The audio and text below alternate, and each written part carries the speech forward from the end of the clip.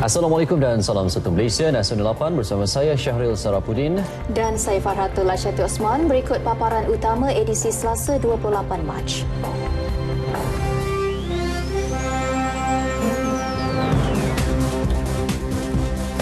Malaysia Perancis sepakat tingkat hubungan.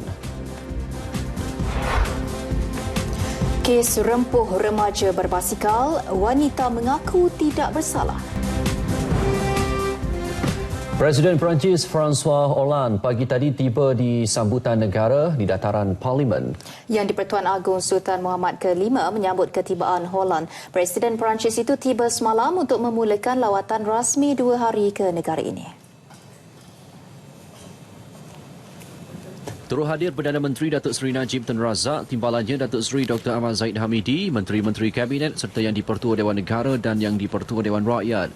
Upacara sambutan dimulakan dengan persembahan lagu kebangsaan kedua-dua negara oleh Pancarakan Pusat Regimen Askar Melayu Diraja RAMD dari Kem Sungai Besi, disusuli dengan tembakan meriam sebanyak 21 das. Hollande kemudian memeriksa kawalan kehormatan terdiri daripada 4 pegawai dan 103 anggota lain-lain pangkat dari Batalion Pertama RAMD yang diketuai Major Muhammad Ikram Muhammad Rosli. Ini merupakan lawatan sulung Hollande ke Malaysia. Kali terakhir Presiden Perancis itu melawat Malaysia adalah pada 2003 menerusi Presiden Jacques Chirac. Kunjungan Hollande bagi mengimbas semula hubungan dua hala Perancis-Malaysia selain membincangkan peluang kerjasama dalam bidang-bidang yang lain. Delegasi Perancis disertai oleh ahli-ahli Parlimen negara itu yang kemudiannya mengadakan kunjungan hormat terhadap yang di-Pertua Dewan Negara Datuk Seri S.A. Vigneswaran. Pertemuan hampir sejam itu antara lain menyentuh peranan aktif dan usaha Malaysia membantras sebarang kegiatan ekstremisme selain toleransi yang diamalkan negara dalam aspek kebebasan beragama. Kita telah memberitahu bahawa kepada delegasi tersebut bahawa kita bersama dengan rakyat negara France dalam masalah yang mereka telah menghadapi dari ancaman-ancaman, dan kita telah memberi keyakinan kepada mereka bahawa itu bukanlah Islam sebenar yang ada yang mengamalkan kegiatan seperti yang telah berlaku di negara France, tetapi Islam di negara Malaysia ini memang aman dan damai, dan mereka memang kagum dengan sistem pemerintahan raja. Datuk Seri Vigneswaran juga menerima jemputan balas delegasi Perancis untuk mengunjungi Parlimen negara itu bagi perbincangan lanjut di peringkat institusi tertinggi kedua-dua negara. Sementara itu, Malaysia dan Perancis sepakat untuk mempertingkatkan hubungan dua hala khususnya dalam bidang pertahanan dan keselamatan. Perkara tersebut dicapai hasil perbincangan empat mata antara Perdana Menteri Datuk Seri Najib Tun Razak dan Presiden Perancis François Hollande di Putrajaya. Ini disusuli dengan mesyuarat peringkat delegasi yang juga melibatkan beberapa pegawai kanan kedua-dua negara. Mesyuarat berlangsung kira-kira sejam itu turut dihadiri Menteri Pertahanan Datuk Seri Syamuddin Tun Hussein dan Menteri Pendidikan Tinggi Datuk Seri Idris Jusuf. Dalam sidang media bersama selepas mesyuarat itu, Datuk Seri Najib berkata Malaysia dan Perancis sudah lama saling mengenali dan terjalin dalam suasana akrab. Ini akan menjurus kepada hubungan yang lebih kukuh pada tahun-tahun mendatang. Aspek memerangi ekstremisme dan keganasan global akan menjadi fokus utama.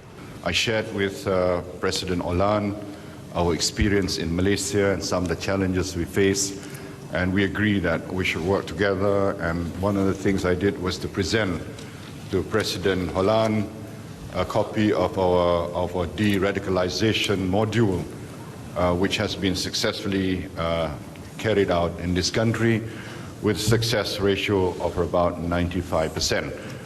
De la Malaisie et notamment son expression au sein du Conseil de sécurité, puisque la Malaisie a siégé 2 ans et elle nous a appuyés constamment dans toutes les démarches que nous avons pu faire. Et la raison en est simple, c'est qu'avec le Premier ministre Najib, nous partageons les mêmes principes pour la vie internationale. Selain itu, kedua-dua pemimpin menyentuh kerjasama antara Proton dan pengeluar kereta Perancis Peugeot. Namun tiada sebarang keputusan dimuktamadkan. Sementara itu, Malaysia masih mengkaji kemungkinan menjalinkan perjanjian dengan Perancis berkenaan pembelian jet pejuang Rafale. Datuk Seri Najib Tun Razak menjelaskan Malaysia mengakui kemampuan jentera itu di beberapa buah negara. We are looking into possibilities. We're not ready yet to make a decision, but we take note of your success in several countries and the possibility of that particular aircraft being a subject of cooperation and collaboration with third countries as well. Malaysia antara negara pembeli utama peralatan kelengkapan ketenteraan buatan Perancis. Je veux souligner la confiance qui existe entre nos deux pays et qui trouve sa consécration dans la relation de défense. Vous avez fait le choix de vous adresser à la France pour que la Malaisie puisse disposer d'une force sous-marine et vous avez été capable très vite d'accéder à cette technologie et à cette utilisation de la force sous-marine.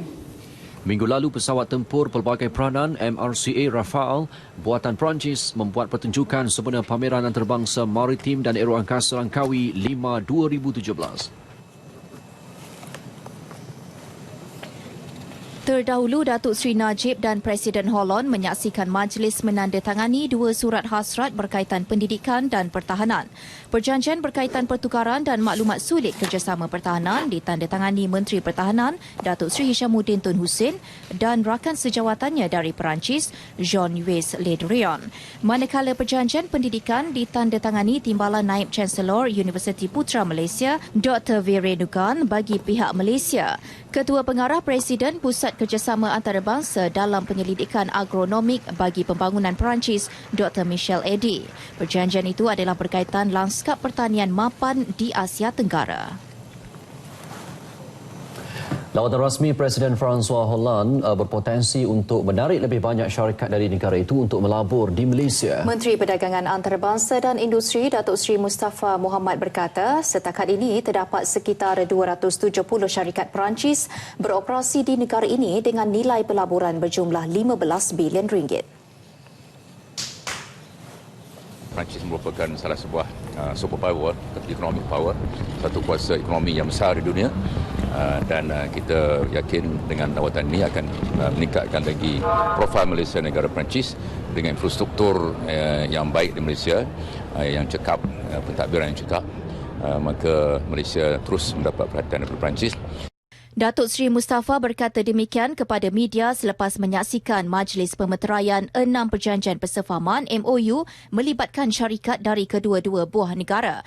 Pemeteraian MOU itu turut disaksikan Presiden Perancis François Hollande. Tenaga Nasional Berhad yang memeterai MOU dengan syarikat tenaga Perancis Electricité de France akan bekerjasama dalam sektor tenaga. Sime Darby Berhad dan Engie Services pula menawarkan peluang perniagaan secara bersama dalam tenaga solar dan perkhidmatan pengurusan kemudahan bersepadu. MOU turut ditandatangani antara Kerajaan Malaysia dan Perancis bagi memajukan perusahaan kecil dan sederhana PKS serta syarikat permulaan inovatif. Baik, kita beralih ke perkembangan lain. Mayat Kim Jong-nam masih berada di Institut Perubatan Forensik Negara Hospital Kuala Lumpur. Menurut Menteri Kesihatan Datuk Seri Dr. S. Subramaniam, mayat abang pemimpin Korea Utara itu akan kekal di bawah tanggungjawab kementeriannya sehingga dimaklumkan oleh Jabatan Perdana Menteri dan Kementerian Luar. Setakat ini, perbincangan mengenai perkara itu masih berjalan dan sebarang arahan selanjutnya akan diperolehi pihak Kementerian Kesihatan selepas penyelesaian menyeluruh. Dalam pada itu, Datuk Seri S. Subramaniam menyatakan beliau tidak tahu menahu tentang laporan media semalam bahawa mayat Jong-nam sudah dibawa keluar dari Institut Perubatan Forensik Negara. Beliau juga menafikan kabar angin bahawa mayat itu telah dibakar. Tambahnya, kes ini amat sensitif kerana melibatkan negara luar. Datuk Seri S. Subramaniam bercakap kepada media di Putrajaya selepas majlis penyampaian anugerah Hikmat Cemerlang di kementeriannya. Susulan keputusan SPM yang diumumkan 16 Mac lalu, Kementerian Pendidikan sedang menjalankan penelitian secara terperinci punca prestasi mata pelajaran matematik kurang memuaskan. Laporan lengkap berhubung penelitian tersebut akan dikeluarkan Lembaga Peperiksaan. Jelas Menteri Pendidikan Datuk Seri Mazir Khalid, pihak kementerian akan mengambil tindakan berdasarkan laporan tersebut. Untuk maklumat ahli yang berhormat, banyak langkah diambil sebenarnya untuk meningkatkan prestasi pelajaran matematik. Antaranya adalah mencakupi aspek kurikulum, pentafsiran, pembelajaran dan memperkukuhkan juga program transformasi pendidikan di peringkat daerah. Penjelasan itu menjawab soalan asal Ahli Parlimen Parit Sulong Datuk Dr. Noraini Ahmad. Berdasarkan SPM tahun 2014 sehingga 2016, calon menduduki mata pelajaran matematik adalah 367,317 calon pada tahun 2016 berbanding 392,397 calon pada tahun 2014. Namun peratus lulus dan grade purata mata pelajaran GPMP tidak menunjukkan tren yang stabil, iaitu pada tahun 2016 adalah 5.46, tahun 2015 adalah 5.17, manakala tahun 2014 adalah 5.22. Tahun lalu, mata pelajaran matematik mencatatkan penurunan sebanyak 0.29 berbanding 2015. Cadangan had usia membeli dan menjual rokok dinaikkan kepada 21 tahun berbanding 18 tahun ketika ini. Timbalan Menteri Kesihatan Datuk Seri Dr. Hilmi Yahya berkata perkara itu merupakan antara intipati yang akan dimasukkan di dalam undang-undang baharu yang akan dibentang di Dewan Rakyat selewat-lewatnya tahun depan. Kementerian Kesihatan juga sedang melihat cara periklanan syarikat rokok khususnya di premis menjual makanan. Setakat ini, kawalan hasil tembakau tertakluk di bawah Akta Kawalan Makanan 1983. Kalau kita pergi kedai nasi kandar contohnya, di belakang kaunter tu ada letak rokok penuh. Ini pun salah satu cara advertisement, iklan. Ini pun kita sedang mengkaji sama ada boleh dimasukkan dalam akta yang baru ini, betul-betul. Larangan meletak rokok di belakang kaunter sebagai iklan, betul-betul. Beliau berkata demikian ketika menjawab soalan tambahan Ahli Parlimen Lembah Pantai Nurul Izzah Anwar berkenaan usaha kerajaan menangani fenomena perokok pasif. Isu pampasan kepada jemaah haji yang menjadi mangsa akibat tragedi kren tumbang di Mekah tahun 2015 sekali lagi dibangkitkan. Timbalan Menteri di Jabatan Perdana Menteri Datuk Dr. Ashraf Wajdi Dusuki memaklumkan sehingga kini Kerajaan Arab Saudi masih belum memaklumkan status pemberian pampasan tersebut. Tabung Haji setakat ini telah menyerahkan senarai nama jemaah haji yang terkorban dan tercedera akibat kejadian tersebut kepada pihak berkuasa Arab Saudi. Tabung Haji telah menyerahkan senarai nama jemaah haji yang terkorban dan tercedera akibat kejadian tersebut kepada pihak berkuasa Arab Saudi bagi tujuan mengenal pasti mangsa-mangsa dan waris mereka yang terlibat. Tabung Haji sentiasa berhubung dengan pihak berkuasa Arab Saudi bagi mendapatkan perkembangan semasa dan akan memaklumkan sekiranya terdapat sebarang maklumat terkini daripada pihak berkuasa berkenaan. Jelas Datuk Dr. Ashraf, selepas seminggu kejadian tersebut, TH telah menyerahkan sumbangan kepada keseluruhan mangsa yang terlibat. Seramai 7 orang jemaah haji yang meninggal dan 12 orang lagi cedera telah menerima pampasan takaful di bawah Pelan Pelindungan Takaful Berkelompok sebanyak RM20,000 seorang dan khairat kematian sebanyak RM3,000. Menteri Sumber Asli dan Alam Sekitar Datuk Seri Dr. Wan Junaidi Tuanku Jaafar menafikan dakwaan sesetengah pihak tiada tindakan diambil susulan banjir yang kerap berlaku di Kampung Sungai Berdaun Santubong. Beliau memberi jaminan tindakan telah diambil sejurus mendapat aduan penduduk kampung dan 2 kampung lain iaitu Kampung Sungai Batu dan Kampung Sungai Lumut. Datuk Seri Dr. Wan Junaidi sendiri telah mengadakan lawatan ke kawasan terjejas pada 4 Mac lepas bagi menilai ban yang pecah. Keadaan tersebut menyebabkan peruntukan kecemasan RM1.2 juta diluluskan melalui Kementerian Sumber Asli dan Alam Sekitar bagi tujuan penambahbaikan ban yang pecah di 3 kampung terbabit. Mengulas lanjut, Datuk Seri Dr. Wan Junaidi berkata beliau telah mempengerusikan satu taklimat khas berkenaan projek-projek pembangunan Parlimen Santubong semalam.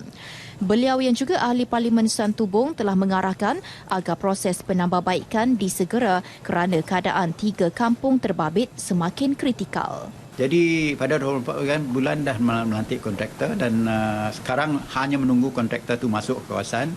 Mungkin kawasan menunggukan supaya air pasang yang tidak berapa tinggi sangat baru kontraktor masuk. Kalau tidak, kalau kontraktor masuk sekarang dengan sendirinya dia apa saja yang dia buat, dia akan mendatangkan kerosakan kepada tempat itu lagi. Sungai Berdaun ditenggelami air setelah benteng penahan air pasang pecah pada Disember lalu. Sejak itu, 8 kejadian banjir dilaporkan. Di Sungai Batu, ban mula pecah pada 2009, manakala insiden serupa berlaku di Sungai Lumut sejak Jun 2016. Ahli Parlimen Barisan Nasional dan Pembangkang senada dan memberi sokongan penuh berhubung rang undang-undang kesalahan seksual terhadap kanak-kanak. Rang undang-undang berkenaan dibacakan buat kali pertama oleh Menteri di Jabatan Perdana Menteri, Datuk Seri Azalina Osman Said hari ini. So I think I'm quite excited for both the MPs from BN and opposition to raise all the issues, and I believe that we're opening up for any further suggestion. Maybe some MPs may see the punishment is inadequate. Maybe they would like to suggest further punishment. We should open up for debate. And I believe at the committee stage, we can still amend some of the sections that the government have proposed. So we are going to be quite open to any suggestion. Rang undang-undang itu memperuntukkan kesalahan tambahan dalam menyokong undang-undang yang sedia ada. Antara perkara yang diperuntukkan adalah kesalahan berhubung pornografi kanak-kanak, peruntukan kesalahan terhadap aktiviti pengantunan kanak-kanak serta peruntukan mengenai kesalahan yang berhubung dengan seksual sama ada fizikal dan bukan fizikal.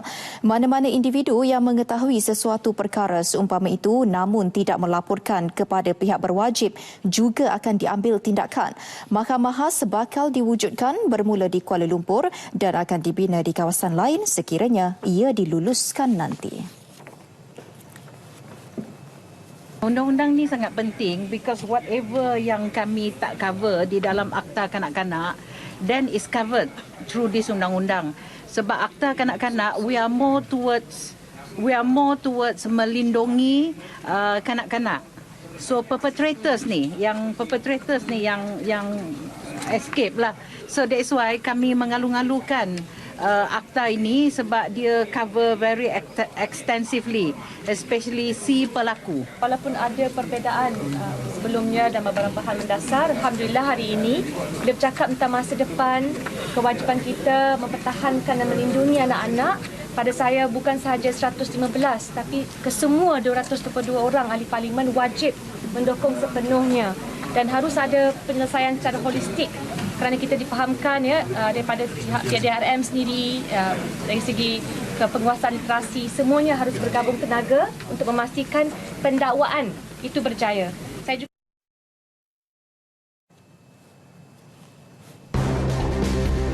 101 resepi masakan Pulau Pinang dibukukan. Perinciannya selepas ini.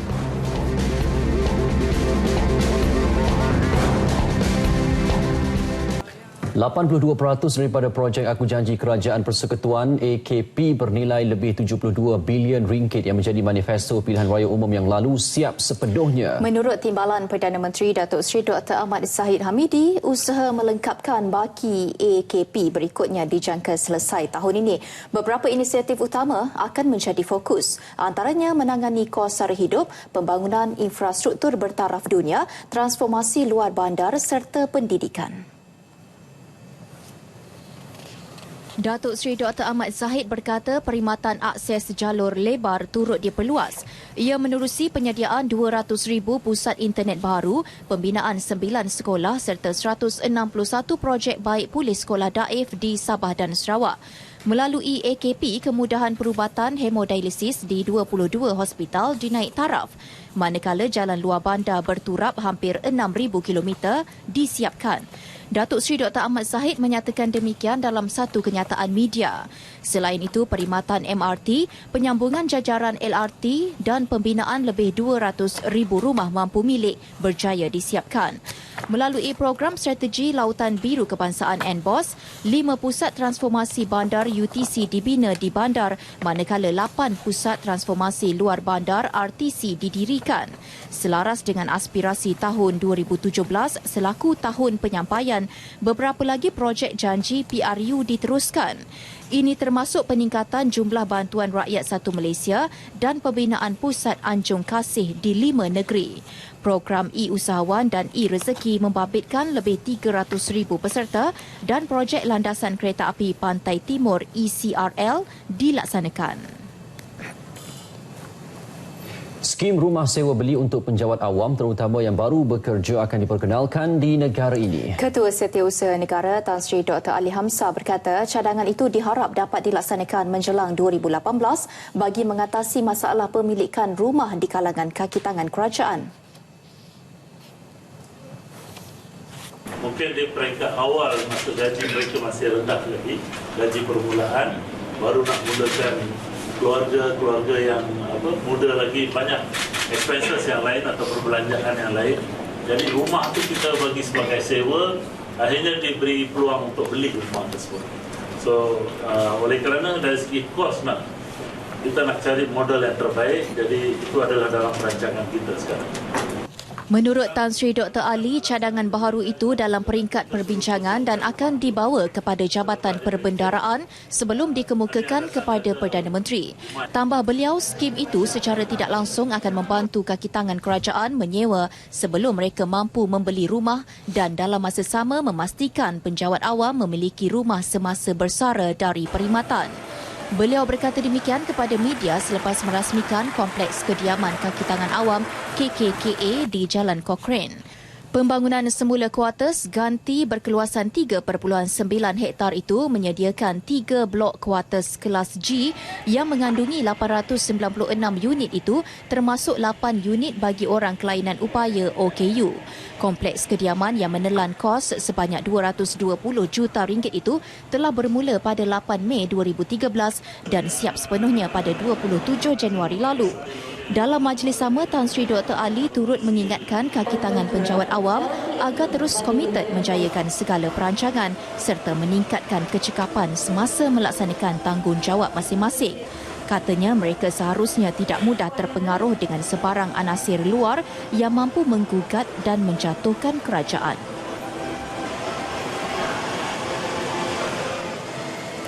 Seorang jurujual wanita mengaku tidak bersalah di Mahkamah Magistrate Trafik Johor Bahru bagi pertuduhan memandu secara berbahaya dan melulu sehingga mengakibatkan kematian 8 remaja pada 18 Februari lalu. Tertuduh Sam Keting, 22 tahun, membuat pengakuan itu di hadapan Magistrate Salina Omar selepas pertuduhan dibacakan. Mengikut pertuduhan, Sam Keating didakwa memandu secara berbahaya dan melulu pada hari kejadian kira-kira pukul 3 pagi sebelum merempuh sekumpulan remaja berbasikal. 8 daripada mereka maut di lokasi kejadian, manakala 8 lagi cedera dan menerima rawatan di Hospital Sultanah Aminah Johor Bahru.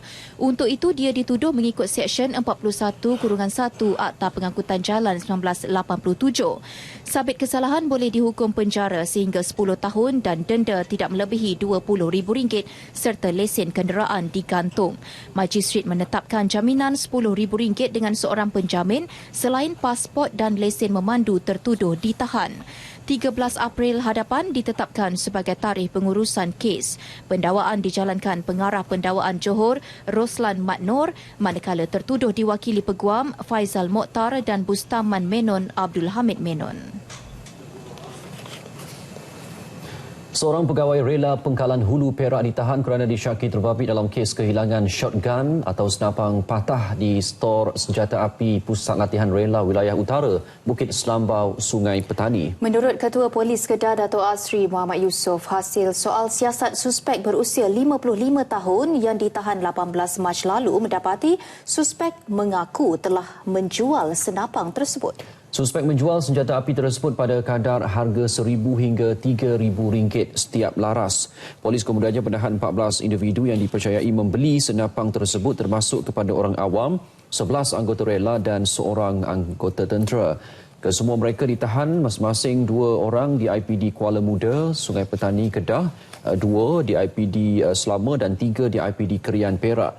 Selain itu, 6 orang ditahan di IPD Taiping dan seorang di IPD Greig. Kesemua suspek berusia antara 29 hingga 56 tahun. Polis turut menemui 6 laras senapang di Taiping, masing-masing 3 laras di Selama dan Greig, manakala 2 laras dirampas di IPD Kerian. 12 lagi suspek yang memiliki senjata api berkenaan dan masih bebas dinasihatkan polis supaya menyerah diri.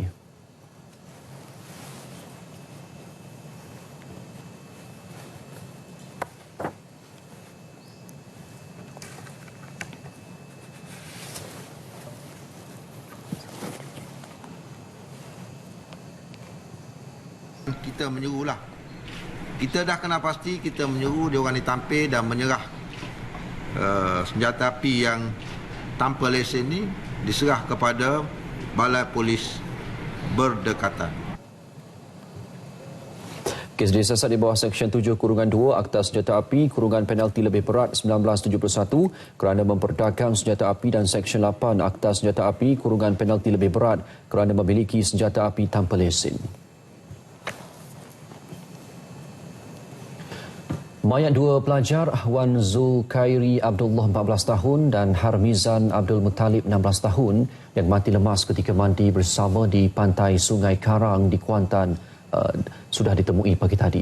Manakala 2 lagi rakan selamat. Menurut Pegawai Operasi Bomba dan Penyelamat Gebeng Muhammad Hanif Sulaiman, mayat kedua-dua pelajar itu ditemukan berdekatan lokasi kejadian. Kedua-dua mayat itu antara sekumpulan 15 pelajar yang pergi ke pantai itu. 4 daripada mereka dikatakan terkapai-kapai ketika air pasang.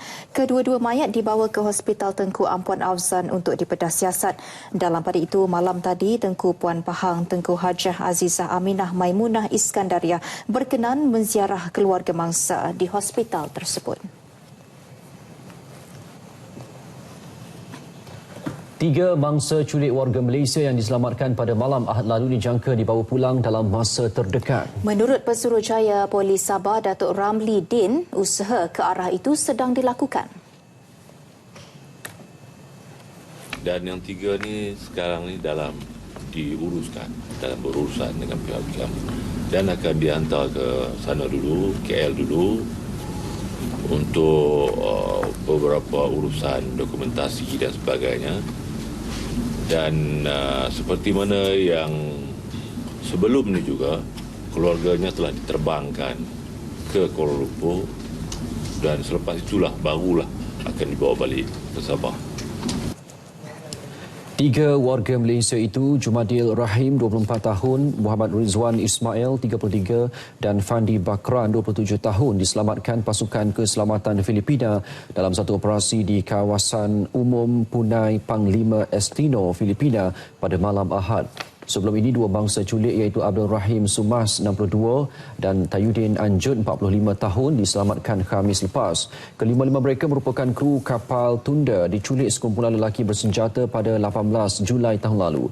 Dan Datuk Ramli Din memberitahu pemberita selepas menghadiri program perjumpaan dan amanat Jabatan Pencegahan Jenayah dan Keselamatan Komuniti bersama pegawai JPJKK serta sukarelawan simpanan polis Diraja Malaysia kontingen Sabah di Kota Kinabalu. Syarikat multinasional MNC dari Amerika Syarikat terus yakin terhadap Malaysia sebagai sebuah destinasi pelaburan yang menarik. Menurut Naib Presiden Kanan dan Pengarah Urusan Serantau Majlis Perniagaan Amerika Syarikat ASEAN USABC, Michelle Michalak, antara faktor yang menarik perhatian pelabur adalah persekitaran mesra perniagaan serta infrastruktur yang baik. There are Of course, in any economy there are challenges, and in Malaysia there are some challenges. Even now, the foreign exchange regime is undergoing some changes, and that's causing some concerns on the part of American investors. But I think that on balance, Americans still like Malaysia very, very much, and are very interested in coming and looking for the opportunities here. Beliau ditemui RTM selepas mesyuarat USABC dengan Timbalan Menteri Komunikasi dan Multimedia Datuk Jailani Johari. 21 syarikat MNC dari Amerika Syarikat yang terdiri daripada 35 delegasi kini menyertai misi perniagaan ke Malaysia selama 3 hari bermula semalam. Antara yang terlibat termasuk Coca-Cola, Google, Harley-Davidson, Visa dan Philip Morris. Bagi 2016, Amerika Syarikat merupakan antara sumber pelaburan asing utama di Malaysia dengan menyumbang 36.2 bilion ringgit kepada jumlah pelaburan langsung asing FDI.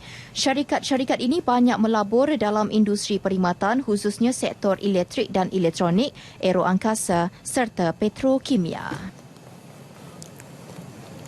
Sementara itu, Datuk Jailani Johari berkata komuniti perniagaan Amerika Syarikat komited untuk terus melabur di Malaysia. Mereka berharap untuk meneroka kerjasama dengan Kementerian Komunikasi dan Multimedia KKMM bagi menambah baik persekitaran perniagaan dan infrastruktur ekonomi digital di negara ini. Jadi antara beberapa perkara yang kita sentuh ialah dari segi bagaimana maklumat-maklumat di luar sepadan yang boleh dikongsi dan sebagainya. Jadi ini antara intipati yang kita bincangkan tadi. Dan beberapa keperluan lain seperti keperluan berkaitan dengan spektrum, isu berkaitan dengan program-program yang dijalankan oleh beberapa agensi di bawah kementerian seperti kita tahu konsep e-keusahawanan, e-rezeki, bagaimana generasi Y boleh terlibat sama dalam program e-commerce, dan ini antara beberapa intipati yang kita bincangkan, dan bagaimana bila di pihak US Asian Business Council pun boleh berkongsi dengan kita. Kita ada beberapa pemain seperti Google yang hadir tadi, Motorola Solutions, Uber dan Qualcomm, yang mana mereka memang telah menjalinkan hubungan yang rapat dengan beberapa pemain industri di Malaysia. Mesyuarat antara KKMM dan USABC ini antara lain membincangkan mengenai kepentingan aliran data rentasan padang serta isu-isu berkaitan ekonomi digital. Malaysia memerlukan lebih 30,000 tenaga mahir setiap tahun dalam bidang automotif bagi merealisasikan hasrat kerajaan menjadikan negara sebagai hub automotif serantau. Menyedari keperluan itu, Universiti DRB Highcom DHU komited melahirkan modal insan mahir yang mencukupi bagi memenuhi permintaan industri tempatan dan global. Menurut Naib Chancellor DHU, Profesor Dr. Gary James Clayton, sejak ditubuhkan 6 tahun lalu, universiti itu telah menghasilkan ramai profesional untuk berkhidmat bukan sahaja dalam anak syarikat DRB, malah dalam syarikat pengeluar kenderaan yang lain. We also supply essentially our competitors. So currently the uptake of our graduates who don't come into DRB Highcom are literally going into our competitors' workforce. We have a very close relationship with the whole of the automotive industry, and our students are in internships throughout that industry.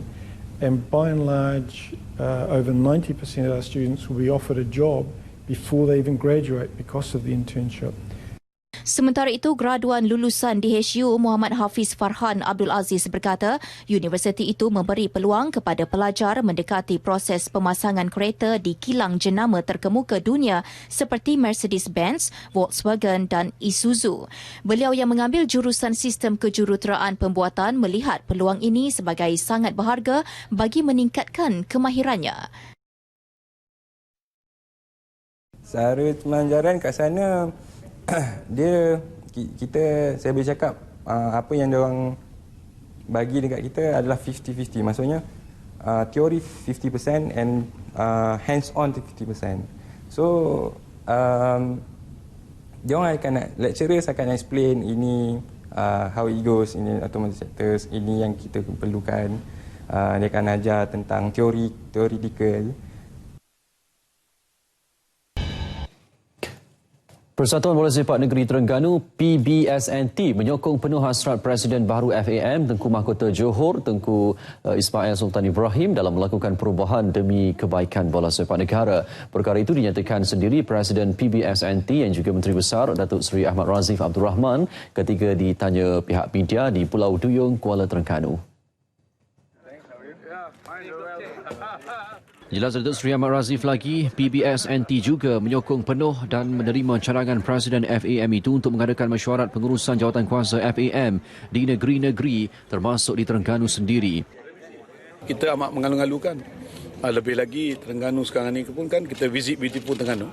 Jadi kita amat mengalu-alukan dan menyokong penuh dengan dengan cadangan yang telah dibuat, dan paling tidak dia tim pengurusan ini akan dapat melihat dari segi fasiliti dan kemudahan-kemudahan yang perlu dibantu terutama oleh FAM sendiri.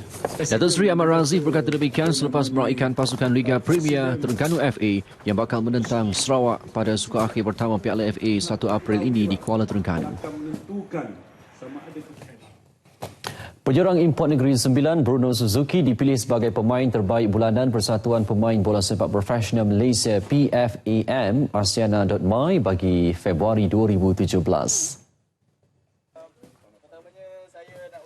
Anugerah disampaikan Presiden PFAM Hairuddin Omar dalam satu majlis yang diadakan di Seremban 3. Terhadir Timbalan Presiden PFAM Rizal Zamri Yahya dan Ketua Pegawai Eksekutif Izham Ismail.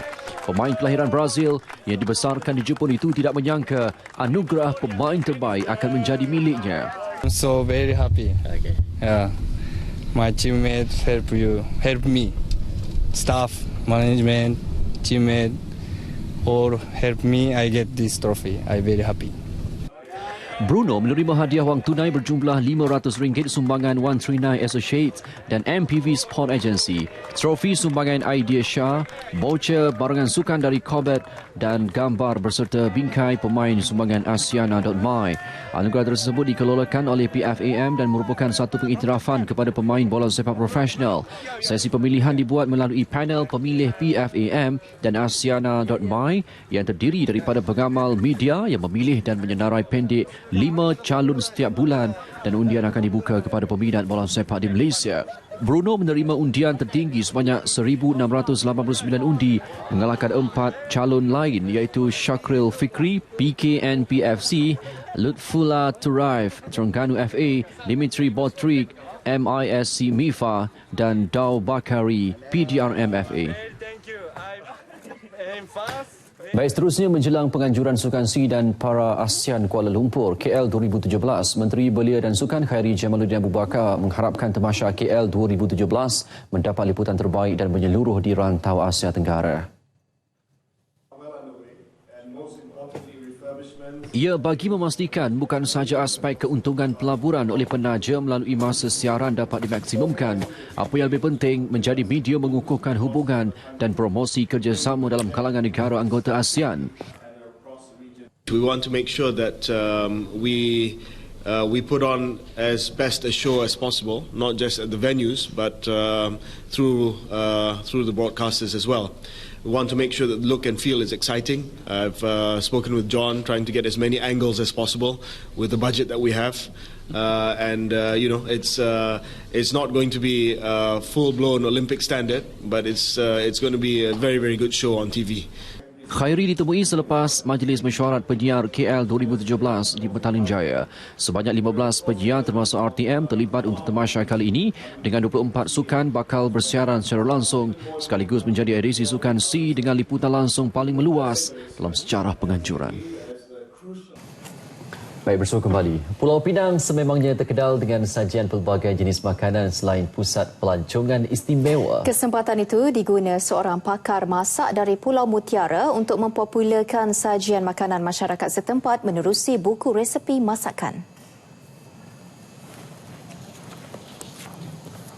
Menerusi buku bertajuk 101 Resepi Destinasi Makanan Popular Pulau Pinang itu, Husin Khan mempelbagai dan mengolah resepi makanan yang popular termasuk nasi kandar yang dikumpul daripada 30 restoran di negeri itu. Selain mempromosi keunikan makanan Pulau Pinang, ia turut disertakan dengan resipi dan ilustrasi gambar sajian makanan yang dipilih. Menurut Husin, resipi yang dibuat dalam buku ini merupakan olahan masakan sebenar seperti yang dijual di kedai. Macam-macam makanan yang perlu anda jaga adalah bagaimana anda kontrol. Sebab tu saya hasilkan satu buku yang boleh tinggalkan kenangan untuk siapa saja yang datang ke Pulau Pinang. Kesemua resepi yang dipaparkan bukan sahaja menekankan soal keaslian rasa, malah menampil ciri-ciri versatile dan kreativiti. Baik, Nasional 8 berakhir di sini dan selepas ini menyusul adalah segmen bersama YB. Dan sebelum berpisah, kami tinggalkan anda dengan visual dokumentari Rock and the Heart Police. Ia dihasilkan pelakon antarabangsa berbadan sasa Wayne Johnson atau The Rock yang berkisah kehidupan sekumpulan remaja yang terbabit dalam jenayah Giovanna. Assalamualaikum. Salam satu Malaysia.